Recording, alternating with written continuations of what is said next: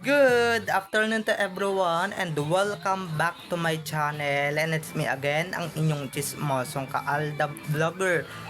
Gusto ko muna ulit magpasalamat sa inyong lahat sa mga walang sawa na tumatangkilik, nanonood, sumusuport at sumusubaybay ng mga content ko here on my YouTube channel. So wag ninyong babaktawan o lalaktawan tong ating content ngayong araw. I'm sure na hindi ninyo pagsisisihan na pinanood nyo ito mula umpisa hanggang hulihan. And syempre, wag na wag kayong mag-i-skip ng segment, okay? Buuin at tapusin nyo to, at wag ninyong kalimutan guys na palaganapin ito ngayong araw. Pati yung previous na in-upload ko kaninang umaga, so I'll try to bring back the schedule that I want to do, which is umaga, tanghali, so pati gabi kung masusunod lang. At ito na, dumako na tayo sa ating main topic for today's video na very interesting. Ito na nga mga ka-Aldab Nation, no? Grabe. Kung si Alden is nominated bilang isa sa mga nominado sa 100 most handsome men in the Philippines, ngayon naman si Maine Mendoza ay nominated sa BHP or most beautiful women in the Philippines. So, ito na guys, watch this. Mamaya ipapaliwanag ko sa inyo ng bongbo. So, ito na guys, watch this. At kung nakita nyo na nga i-recap, so once again si TTO sa mga admins, dumako na tayo sa ating main topic for today's video. Ito na nga mga ka-ADN.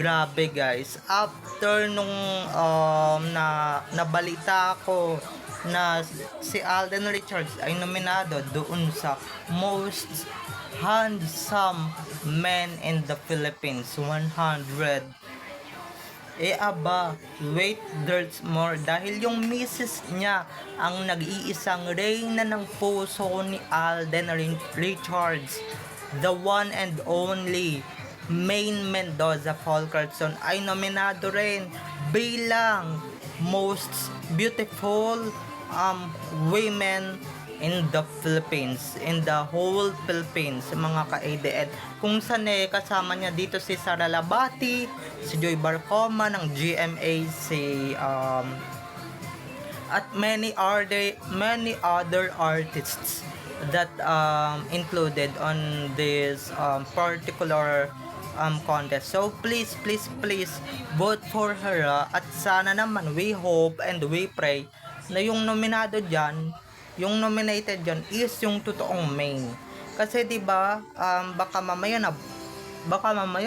budol lang yung, 'di ba, budol lang yung na oo nga si Maine Mendoza ay nandoon sa picture, yung totoong main yung nandoon sa picture, pero ang totoo naman pala na baka yung mag-receive ng award, Diyos ko, baka si Clooney. Alam niya naman yan mga ka-ADN, 'di ba? Maraming mambubudol ngayon. Nako, sana etong award na to is talagang yung totoong Maine Mendoza at yung legit Maine Mendoza yung talagang kasali dito, at hindi sila nagpadala dito sa peste at walang kwentang searchwela na ito, 'di ba? At sana hindi sila nagpabudol sa mga kawalangyaan ng mga animal dito sa SOCMED, 'di ba? So ayun lang, no, sunod-sunod talaga yung nominated ng mag-asawang Alden at May, no.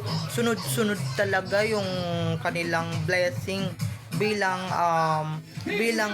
nominado nga silang pareho. So sana naman please vote for Alden and Maine, ha.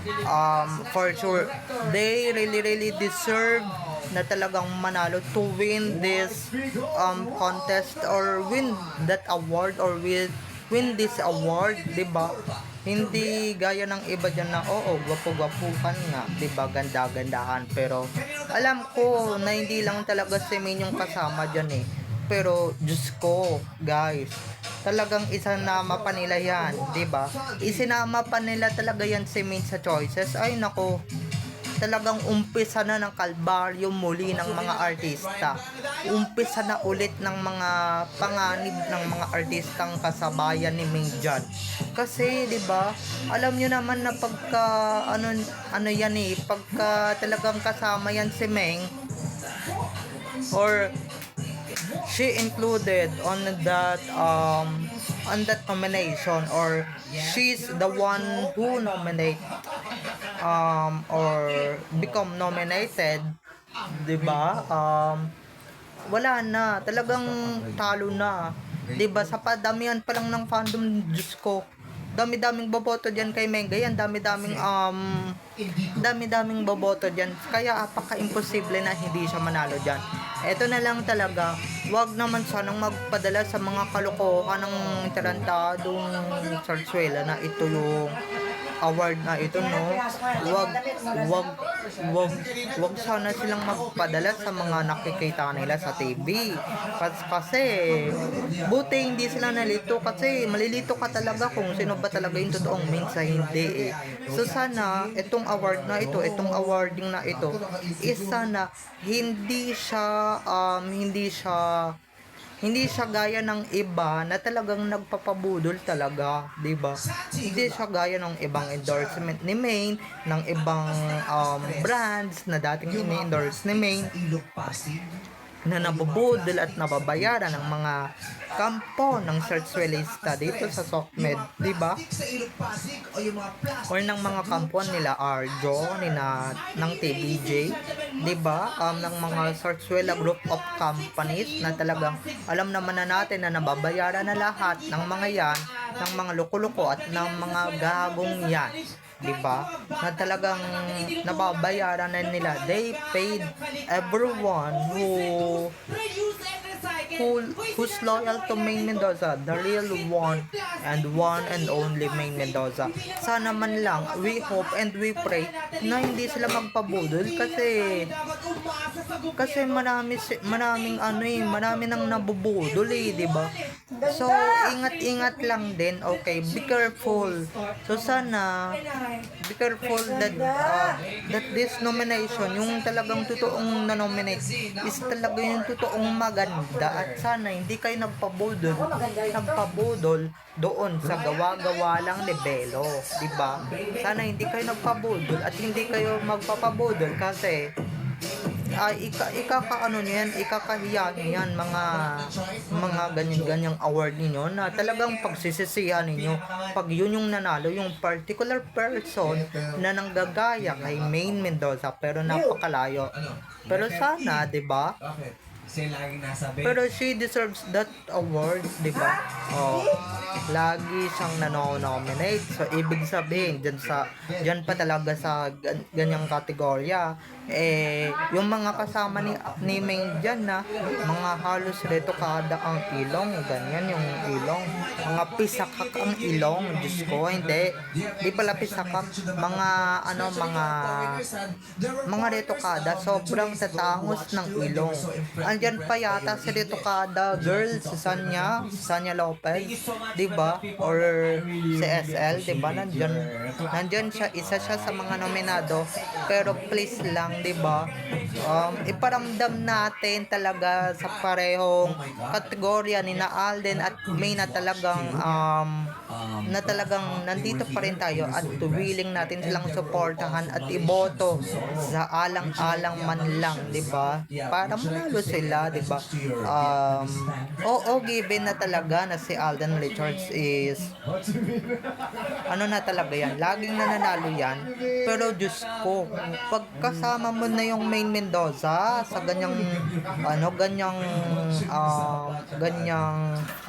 awardings, or kasama mo na siya sa mga nominado, ay Diyos ko, kabahan ka na dahil baka mamaya hindi ka manalo sa ganyan-ganyan. Kaya kung gagawa kayo ng ganyan-ganyan, siguraduhin ninyong hindi kasama si Mengay. Pero hindi 'Diba? Marami pa rin talagang nagre-request at marami pa rin talagang nagmamahal kay Maine Mendoza. Kaya siya yung nire-request, patuloy na nire-request ng mga tao, ng mga kababayan natin, 'diba, ng mga may-ari niyang awardings na yan, talagang siya talaga yung tunay na nire-request ng sambayanan. Kaya hindi niya nakasalanan kung ba't siya mananalo dyan, or hindi niya nakasalanan kung ba't siya nananalo sa mga any awards na kasabayan niya yung ibang artists, diba? Tapos sisisihin niyo pa yung ibang artista sisisihin niyo pa si Maine nung mga fans ng ibang artista na apaka-unfair, 'di ba? Mas maganda naman si ganito, mas talented naman si ganyan na ganito ganyan, tagal-tagal na sa industriya 'di ba? Napaka-unfair. Hindi gaya ni Maine na talagang saglit pa lang talaga sa showbiz is talagang sobrang dami ng nomination at sobrang dami ng mga napanalunan na award, 'di ba? Hindi gaya ng iba diyan na hanggang ngayon ngangap pa rin, 'di ba, yung mga baguhan na artista. Maliban na lang kung lumaan ka ng artista, syempre mananalo ka na ng award, 'di ba? Pero yun na nga, mga ka-Aldab Nation, for sure marami na namang pupulutin na babae sa kangkungan yan dahil itinapat nila si Maine Mendoza. Yan ang pagkakamali ng ibang may-ari ng kumpanya, 'di ba? Yung sinasali si Maine, tapos itatapat doon sa ibang artista. Ba't pa kayo naggagawa ng ganyan, 'di ba? Kung yung ibang artista is hindi nanalo, sayang naman yung mga kagandahan nila kuno na mabubulok lang, tapos mananalo lang ng binabash nilang ngit pa.